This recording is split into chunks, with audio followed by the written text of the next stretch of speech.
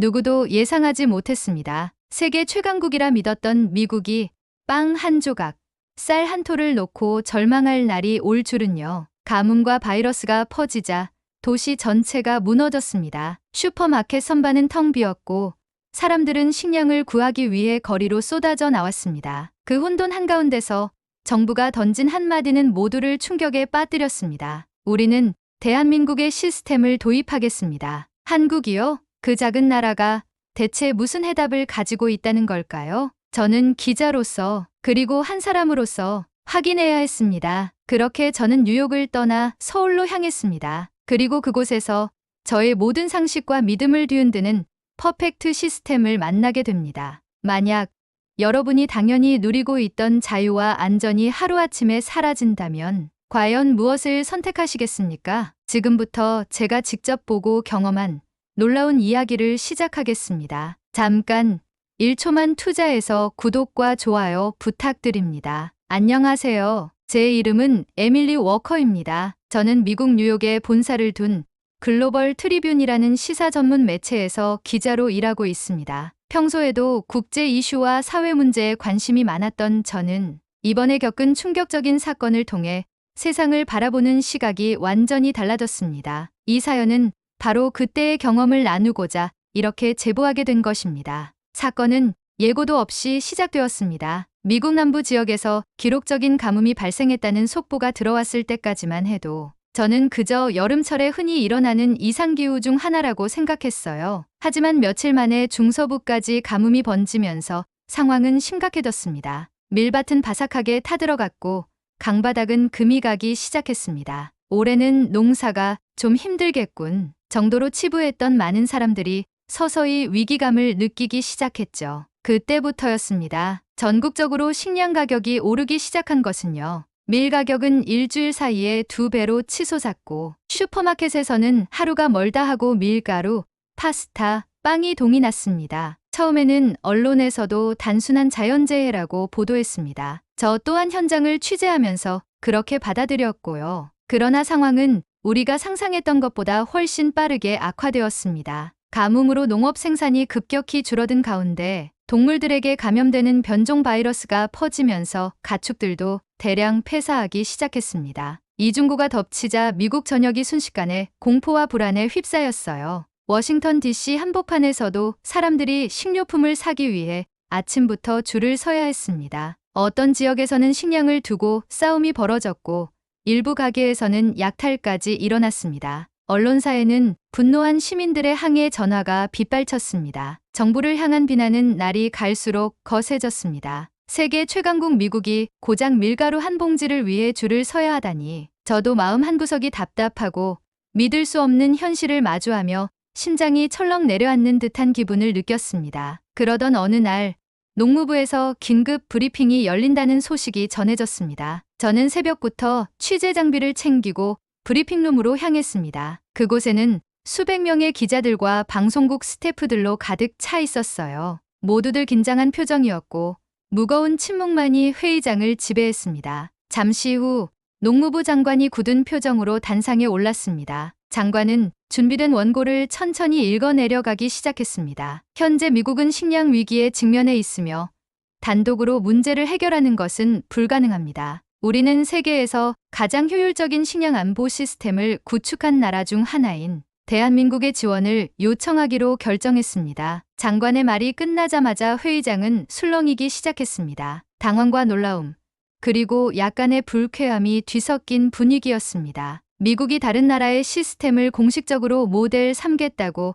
선언한 것은 극히 이례적인 일이었기 때문입니다. 저는 순간 두 가지 감정을 동시에 느꼈습니다. 하나는 부끄러움이었고 다른 하나는 강렬한 호기심이었습니다. 한국이 과연 어떤 시스템을 가지고 있기에 미국 정부가 이토록 절박하게 손을 내미는 것일까? 언론사로 돌아온 저는 즉시 편집국장에게 한국 현장 취재를 제안했습니다. 에밀리, 네가 제일 적합하겠군. 바로 준비해. 국장의 허락이 떨어지자 저는 몇 시간 만에 여권과 비행기 티켓, 간단한 장비를 챙겨 출국 준비를 마쳤습니다. 비행기에 올라 자리에 앉았을 때 저는 창밖을 바라보며 생각에 잠겼습니다. 솔직히 말씀드리자면 그때까지만 해도 한국에 대해 잘 아는 것이 별로 없었습니다. 그저 IT 강국, K-팝 정도의 이미지가 전부였어요. 식량안보와 관련해 한국이 어떤 시스템을 갖추고 있는지는 전혀 알지 못했습니다. 비행기가 이륙하고 구름 위를 지나며 저는 한 가지 결심을 했습니다. 이번에는 피상적인 취재가 아니라 정말 뿌리부터 들여다보겠다고요. 그 나라 사람들이 어떤 생각을 하고 어떤 방식으로 문제를 해결하는지 직접 보고 느껴야 한다고 마음을 다잡았습니다. 창밖으로 퍼지는 새벽빛을 보며 저는 조용히 다짐했습니다. 이번 여행이 내 인생을 바꿀 수도 있겠구나. 그때는 몰랐습니다. 그 다짐이 현실이 되어 제 삶의 전체를 뒤흔들어 놓을 줄은요. 긴 비행이 시작되고 저는 좌석에 깊이 몸을 묻었습니다. 기자는 냉철해야 한다고 배웠지만 이번만큼은 제 자신을 완전히 통제할 수가 없었습니다. 걱정, 기대, 그리고 약간의 두려움이 한꺼번에 밀려왔어요. 한국은 미국과 얼마나 다를까? 나는 그 차이를 온전히 받아들일 수 있을까? 스스로에게 수없이 질문을 던지면서도 정작 명확한 답은 찾을 수 없었습니다. 기내 방송에서 부드러운 음악이 흘러나오고 승무원들은 친절하게 승객들을 챙겼습니다. 창밖으로 펼쳐진 새까만 하늘 아래 성긴 별빛이 반짝이는 걸 보며 저는 문득 이런 생각을 했습니다. 위기가 닥쳤을 때 진짜 중요한 것은 무엇일까? 무한 경쟁 속에서 앞만 보고 달려온 미국 사회는 위기 앞에서 너무 쉽게 무너지는 것 같았습니다. 우리에게는 자유와 혁신이 있었지만 위기를 버텨낼 유연함과 연대는 부족했던 것은 아닐까 하는 생각이 스쳤습니다. 기내식이 나왔지만 손이 가지 않았습니다. 지도를 켜고 서울이 어디쯤인지 확인하면서 저는 다시 마음을 다잡았습니다. 아프리카의 기근, 유럽의 난민 위기, 중동의 분쟁, 지금까지 제가 취재해온 수많은 사건들, 그 모든 순간에도 저는 현장에 있었어요. 이번에도 마찬가지입니다. 누구보다 먼저 새로운 세계를 보고 기록하고 사람들에게 알리는 것이 저의 사명이라고 생각했습니다. 비행기가 태평양을 건너면서 저는 잠시 눈을 감았습니다. 머릿속에는 수많은 이미지가 떠올랐습니다. 파란 지붕과 초록 들판, 도시를 가로지르는 반짝이는 강, 그리고 바쁘게 움직이는 사람들. 아직 가보지 않은 땅이었지만 저에게는 어쩐지 낯설지 않은 느낌이 들었습니다. 한국은 정말 미국과는 다른 해답을 가지고 있을까? 그 답을 찾을 수 있다면 단순히 미국만이 아니라 위기에 빠진 전 세계 사람들에게도 희망이 될 수 있을 것 같았습니다. 비행기가 착륙을 준비한다는 방송이 나오자 저는 허리를 곧게 펴고 창밖을 바라보았습니다. 저 멀리 빛나는 도시의 불빛이 보였습니다. 서울은 수천 개의 작은 별들이 땅 위에서 반짝이는 것처럼 활기차고 생동감 넘치는 에너지가 느껴졌습니다. 비행기가 착륙하는 순간 제 심장은 크게 뛰었습니다. 이제 시작이야. 짧지만 강렬한 생각과 함께 저는 다시 한번 다짐했습니다. 편견 없이 열린 마음으로 이곳 한국에서 답을 찾아야 한다고요. 그 답은 어쩌면 우리가 잊고 있었던 가장 단순하고 중요한 진실일지도 모른다는 생각이 들었습니다. 비행기 문이 열리고 저는 한국의 공기를 처음으로 마셨습니다. 약간은 차가우면서도 맑은 공기 속에 묘한 긴장감이 섞여 있었습니다. 한국이라는 새로운 세상, 그리고 아직 만나지 못한 누군가가 저를 기다리고 있었습니다. 저는 조용히 숨을 고르고 첫 발을 내디뎠습니다. 공항에 도착한 순간 저는 잠시 발걸음을 멈추었습니다. 공항 내부는 믿을 수 없을 만큼 깔끔하고 체계적이었어요. 세계 여러 공항을 다녀봤지만 이렇게 정돈되고 효율적인 분위기는 처음이었습니다. 자동 입국 심사대 앞에 줄지어 선 사람들, 부드럽게 흐르는 안내 방송, 그리고 친절하게 길을 안내해주는 직원들까지. 한국은 첫인상부터 달랐습니다. 공항 밖으로 나와 대기하고 있던 리무진 버스를 탔습니다. 서울로 향하는 고속도로는 깨끗하게 정비되어 있었고 차들은 질서정연하게 흐르고 있었습니다. 창밖으로 스치는 도시의 풍경을 보며 저는 문득 이런 생각을 했습니다. 과연 이 나라가 미국의 식량 시스템을 수출할 정도로 대단한 곳일까? 그렇게 저는 서울 시내 한복판에 위치한 호텔에 도착했습니다. 호텔 체크인까지 모든 과정이 신속하고 매끄러웠습니다. 단순한 여행객으로 온 것이 아니라 중요한 사명을 띠고 왔다는 사실을 다시 한번 마음속에 새겼습니다. 다음 날 저는 취재를 시작했습니다. 한국 정부와 연락을 취해 소개받은 식량안보 전문가 김현수 박사를 만나기 위해 서울 외곽의 한 연구소로 향했습니다. 김현수 박사는 생각보다 젊었습니다. 검은색 뿔테 안경을 쓴 약간은 수줍은 듯한 인상의 청년이었어요. 처음에는 솔직히 실망하는 마음도 들었습니다. 미국의 식량 위기를 해결해줄 인물이 저 사람이라고? 하지만 첫 인상은 곧 깨졌습니다. 김 박사는 차분하고 명확하게 자신이 연구하고 구축한 시스템에 대해 설명해 주었습니다. 그의 이야기를 들을수록 저는 점점 빠져들 수밖에 없었습니다. 한국은 이미 수년 전부터 기후변화와 감염병 확산을 대비해 스마트 농업 체계를 구축해왔습니다. 기후 데이터를 실시간으로 분석하고 작물에 필요한 수분과 영양소를 자동으로 조절하는 시스템을 전국에 확대 적용했죠. 김 박사는 연구소 곳곳을 데리고 다니며 시스템을 보여주었습니다. 대형 모니터에는 전국 농업지대의 실시간 데이터가 표시되고 있었고 농장의 상태와 기후 예측이 한눈에 들어왔습니다. AI가 날씨 변화와 병해충 발생 가능성을 사전에 예측하고 각 농장에 필요한 조치를 자동으로 제안하는 모습은 마치 미래를 보는 것 같았습니다. 이 시스템 덕분에 대규모 가뭄이나 전염병 상황에서도 식량 생산량을 안정적으로 유지할 수 있었습니다. 단순히 기술만으로 가능한 게 아닙니다. 정부, 민간, 연구기관이 하나로 통합되어 움직이는 의사결정 구조 덕분이죠. 저는 놀랐습니다. 미국에서는 수많은 이해관계가 얽혀 정부와 민간이 대립하는 경우가 많았기 때문입니다. 한국은 위기 앞에서 신속하고 유기적으로 대응할 수 있는 시스템을 구축한 것입니다. 김 박사는 설명을 이어갔습니다. 한국의 식량안보 전략은 단순히 식량 생산에 그치지 않습니다. 위기 상황이 발생하면 정부가 실시간 데이터에 근거해 즉각적인 지원과 조정을 합니다. 농민들에게는 재해 보상과 긴급 지원이 자동으로 이루어지고 국민들에게는 정확한 정보가 신속하게 전달됩니다. 저는 계속해서 질문을 던졌고 김 박사는 차근차근 모든 답을 주었습니다. 그의 눈빛에는 확신과 책임감이 가득했습니다. 연구소를 둘러본 후 우리는 인근의 스마트팜을 방문했습니다. 첨단 기술로 가득한 온실에서는 로봇들이 움직이며 작물을 돌보고 있었습니다. 수분, 온도, 광량까지 완벽하게 조절된 환경 속에서 신선한 채소와 과일이 자라고 있었습니다. 이 모든 것이 사람이 아닌 시스템에 의해 관리됩니다. 실시간으로 변화하는 환경에 맞춰 작물이 가장 건강하게 자랄 수 있도록 조정되죠. 김 박사의 말에 저는 숨을 삼켰습니다. 미국의 전통적인 농업 방식과는 비교가 되지 않는구나. 그 차이는 생각보다 훨씬 컸습니다. 하루 종일 연구소와 스마트팜을 둘러본 후 저는 숙소로 돌아오는 길에 생각에 잠겼습니다. 처음 한국에 올 때만 해도 솔직히 반신반의했었습니다. 한국이 무슨 대단한 식량 시스템을 가지고 있겠어? 라는 선입견이 분명히 있었어요. 하지만 그날 하루 만에 저도 모르게 마음을 열기 시작했습니다. 한국은 단순히 기술력만 뛰어난 것이 아니었습니다. 위기 앞에서 서로를 믿고 빠르게 협력하는 시스템과 문화가 있었어요. 저는 아직 모든 답을 찾은 것은 아니었습니다. 그러나 하나는 분명했습니다. 이 작은 나라가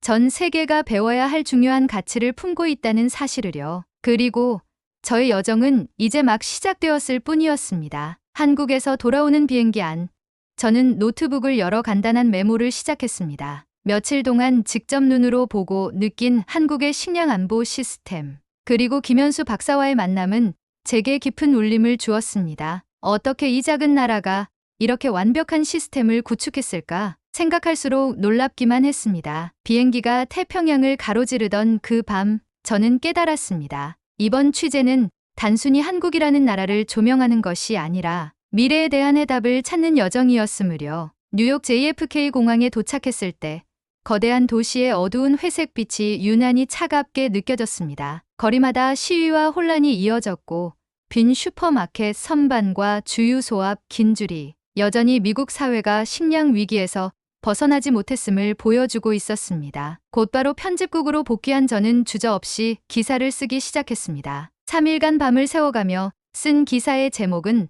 바로 퍼펙트 시스템, 한국이 위기를 이겨낸 방식. 시리즈는 연재되자마자 폭발적인 반응을 얻었습니다. SNS는 제 기사로 도배되었고 수백만 건의 조회수와 수천 건의 댓글이 쏟아졌습니다. 한국처럼 해야 해요. 정부는 지금이라도 당장 배워야 합니다. 에밀리 워커, 이 시대 최고의 기자입니다. 처음 며칠 동안은 모든 것이 꿈만 같았습니다. 기사 덕분에 TV 토크쇼 출연 요청까지 들어왔고 외신들도 관심을 보였습니다. 하지만 환호는 오래가지 않았습니다. 반발은 예상보다 빠르고 거세게 몰려왔습니다. 보수 성향의 언론사들이 저를 겨냥해 매국노라는 원색적인 비난을 쏟아냈고 라디오 쇼에서는 사회주의에 물든 기자라는 모욕적인 표현까지 등장했습니다. 한국식 모델은 자유를 말살합니다. 퍼펙트 시스템.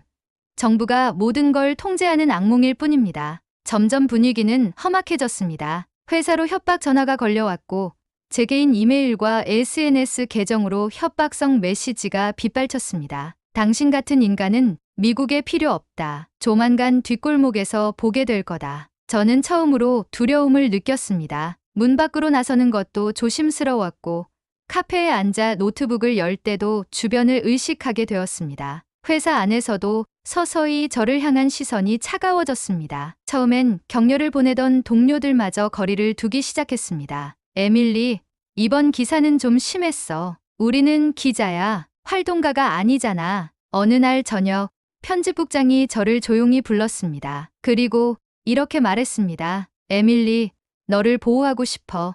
당분간 휴직을 권할게. 보호라는 말은 거칠애였습니다. 진짜 의미는 분명했습니다. 물러나라.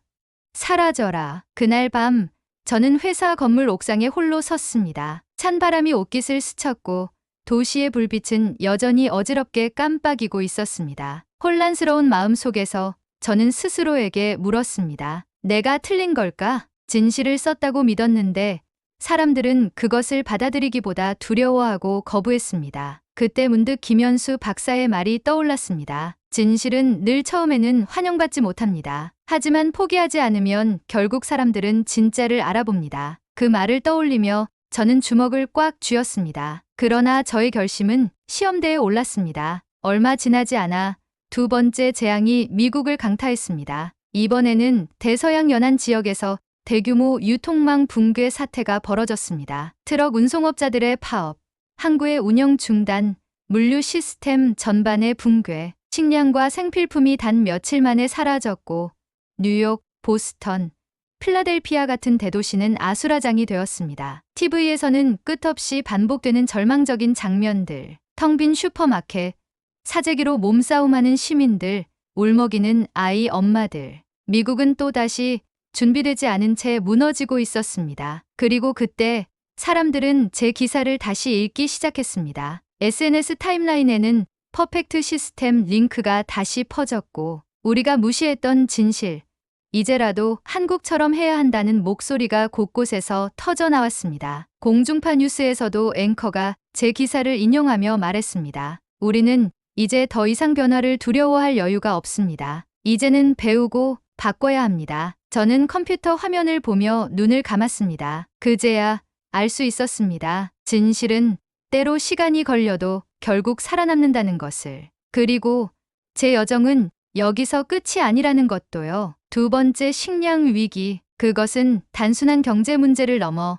미국 사회의 근본을 흔드는 충격이었습니다. 거리에는 혼란이 가득했습니다. 마트에서는 물과 식량을 둘러싼 소규모 폭력 사건이 끊이지 않았고 일부 도시는 야간 통행금지령까지 선포되었습니다. CNN, BBC, 블룸버그 모든 언론이 미국의 붕괴를 실시간으로 중계했습니다. 그리고 그 혼란 속에서 제 기사가 다시 살아나기 시작했습니다. 편집국에 앉아 모니터를 바라보던 저는 느닷없이 쏟아지는 알림 소리에 고개를 들었습니다. 퍼펙트 시스템 기사에 다시 댓글이 달리기 시작한 것입니다. 우리가 이 말을 들었을 때 바로 바꿨어야 했어. 에밀리 워커가 옳았다. 이제라도 시작하자. 처음에는 몇 개에 불과했던 댓글이 시간이 갈수록 수백, 수천 개로 늘어났습니다. SNS에서는 샵 퍼펙트 시스템 해시태그가 급속히 퍼졌고 한국처럼 준비하자는 대규모 온라인 서명운동이 벌어졌습니다. 그 광경을 바라보며 저는 차마 눈을 떼지 못했습니다. 하지만 편집국의 분위기는 여전히 얼어붙어 있었습니다. 동료 몇몇은 여전히 조심스러운 태도로 저를 대했지만 일부 간부들은 이제 와서 태세 전환할 수는 없다며 굳게 입을 다물었습니다. 그들에게는 여전히 체면과 이익이 더 중요했어요. 그날 저녁 저는 조용히 제 책상을 정리하고 사무실을 나섰습니다. 회사 앞을 지나가는데 누군가 저를 부르는 소리가 들렸습니다. 고마워요, 에밀리. 모자를 눌러 쓴 젊은 여성이었습니다. 그녀는 빠르게 다가와 제 손을 잡았습니다. 당신 덕분에 진짜 희망을 다시 볼 수 있었어요. 순간 벅찬 감정이 북받쳐 올라왔습니다. 그 한마디가 지난 몇 주간의 외로움과 고통을 모두 보상해주는 듯했습니다. 숙소에 돌아온 저는 조심스럽게 스마트폰을 꺼내 들었습니다. 마지막으로 연락한 지 며칠이 지난 김현수 박사의 메시지가 떠올랐습니다. 한국은 늘 열려 있습니다. 도움이 필요하면 언제든 연락하세요. 저는 잠시 망설이다가 짧은 메시지를 보냈습니다. 김 박사님, 준비가 된 것 같습니다. 한국과 함께 변화를 시작하고 싶어요. 보낸 직후 알림음이 울렸습니다. 답장은 짧고 명확했습니다. 언제든 함께하겠습니다. 그 순간 저는 알 수 있었습니다. 이제 진짜 싸움이 시작된다는 것을. 그리고 이번에는 혼자가 아니라는 것을요. 두 번째 식량 위기 이후 미국 사회는 더 이상 버틸 수 없었습니다. 한때 자유를 침해한다며 퍼펙트 시스템을 거부하던 목소리들도 이제는 힘을 잃었습니다. 대통령은 긴급 기자회견을 통해 선언했습니다. 미국은 대한민국의 위기 대응 시스템을 적극 도입하겠습니다. 퍼펙트 시스템은 미국의 새로운 생존 전략이 될 것입니다. 기자석에서 이 발표를 듣던 저도 모르게 숨을 죽였습니다. 몇 달 전까지만 해도 상상조차 할 수 없었던 일이었어요. 대통령 직속 특별위원회가 구성되었고 공식 초청장이 제게 도착했습니다. 에밀리 워커 씨, 퍼펙트 시스템 도입 자문위원으로 참여해 주십시오. 손에 초청장을 쥐었을 때 손끝이 떨렸습니다. 기자로서 세상을 기록해온 제게 이제는 세상을 직접 변화시킬 기회가 온 것입니다. 김현수 박사도 미국으로 초청되었습니다. 공항에서 그를 다시 만났을 때 우리는 오래된 친구처럼 서로를 반갑게 맞이했습니다. 에밀리 씨, 드디어 시작이네요. 네.